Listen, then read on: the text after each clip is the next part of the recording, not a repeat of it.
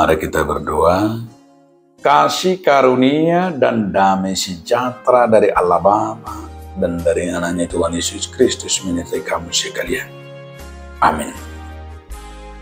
Shalom Bapak Ibu, saudara-saudaraku sekalian di dalam nama Tuhan Yesus Kristus. Firman Tuhan bagi kita hari ini yang tertulis dalam kitab Titus 2 ayat 11.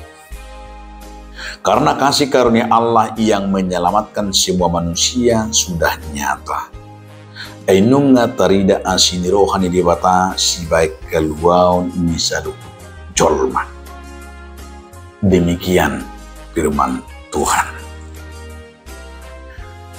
Saudaraku, judul renungan kita hari ini adalah kasih karunia. Mungkin sudah sering kita mendengarkan istilah kasih karunia.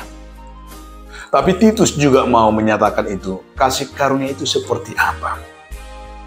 Dan manfaat kasih karunia itu dalam hidup kita apa? Bagi orang beriman, kasih karunia itu adalah sebuah anugerah yang tidak perlu kita beli, yang tidak perlu kita capek-capek mencarinya.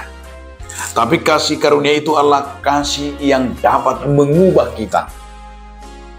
Kasih karunia itu yang mendorong kita. Kasih karunia itu yang memampukan kita. Dan kasih karunia itu menjadikan kita berpengharapan.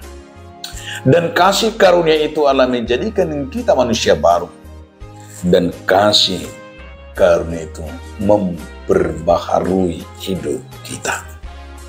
Nah, disinilah Titus mau mengharapkan dan kita juga saling melihat dalam kehidupan setiap harinya.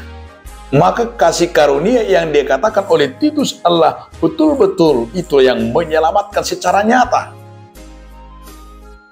Di samping kasih karunia itu kita dapat berkata sering dalam tindakan dan dalam pengalaman rohani kita.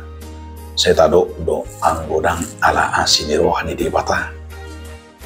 Ala ni asini rohani debata madua au sian para marani. Ala asini rohani debata bui hami monan. Ala asini rohani debata sahat songonon. Ala asini rohani debata bui hujalo songonon. Ala asini rohani debata tambat songonon. Ala asini rohani debata bui songonon. Semuanya lah sering kita berkata ala asini rohani. Kasih karunia itu nyata menyelamatkan kita. Kasih karunia itu nyata memperbaharui hidup kita. Karena itu saudara-saudaraku, setiap harinya, marilah kita merasakan. Marilah kita dapat berkata dan bertindak. Bahwa kasih karunia itu yang mendapatkan kita, mengubah pola berpikir kita, mengubah nasib kita, mengubah rezeki kita. Karena kasih karunia itu mau kita dapat seperti sekarang ini. Karena itu saudaraku, jangan kita pernah sombong. Jangan pernah kita bermegah. Jangan pernah kita merasa diri kita itu paling hebat dan paling pintar dan paling wah.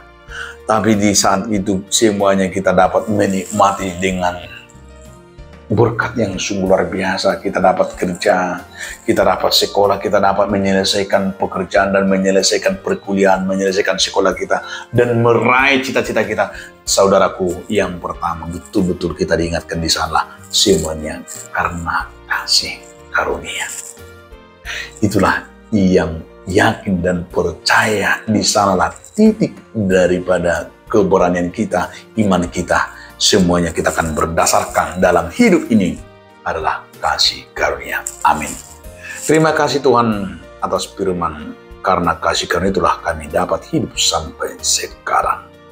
Amin.